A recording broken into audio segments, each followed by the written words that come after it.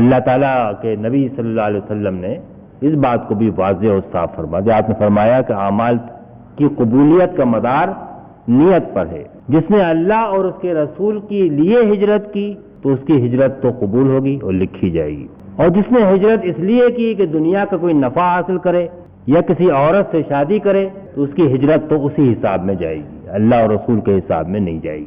جو صدقہ دیتا ہے، مال دیتا ہے، نماز پڑھتا ہے، دوسرے نیک عمل کرتا ہے، لیکن مقصد یہ ہے کہ اللہ کے علاوہ کسی اور کی خوشنودی حاصل کرے، کوئی اور نفع دنیا کا مل جائے تو وہ اللہ کے حساب میں نہیں جائے گا. چنانچہ ایک بڑی ہی مؤثر اور درد انگیز حدیث ہے کہ قیامت کے روز 3 آدمی لائے جائیں گے.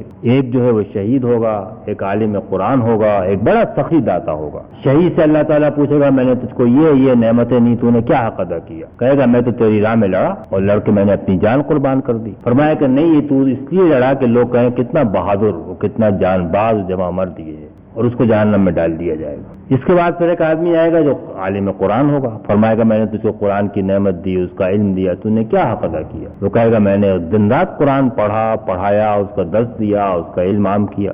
فرمائے گا نہیں، تو نے تو اس لیے کہا کہ لوگ کہیں کتنا قرآن جاننے والا ہے، اس کو بھی جہنم میں ڈال دیا جائے گا. پھر ایک مالدار آدمی آئے گا، اس کو اللہ تعالیٰ کہے گا کہ میں نے تجھ کو اتنا مال دیا، تو نے اس کا کیا حق ادا کیا؟ کہے گا میں نے دن رات تیری راہ میں خرچ کیا، غریبوں کو دیا، مدرسوں میں دیا، ادھر دیا. فرمایا نہیں، تو نے تو اس لیے دیا کہ لوگ کہیں کتنا سخی ہے، اس کو بھی جہنم میں ڈال دیا جائے گا. ابو ہریرہ رضی اللہ عنہ جس کو روایت کرتے ہیں، راوی بیان کرتے ہیں کہ جب وہ یہ حدیث بیان کرتے تھے تو چیخ مار کر بے ہوش ہو جایا کرتے تھے. تو یہ ریا کا ہے. اسی لیے آپ نے دوسری بات یہ کہ جو عمل بھی ہو اللہ کے لیے خالص، تھوڑا عمل بھی ہو لیکن وہ اللہ کے لیے خالص. بہت عمل کر کے تو مخلوق سے امیدیں باندھنا یہ ایمان کے منافی ہے.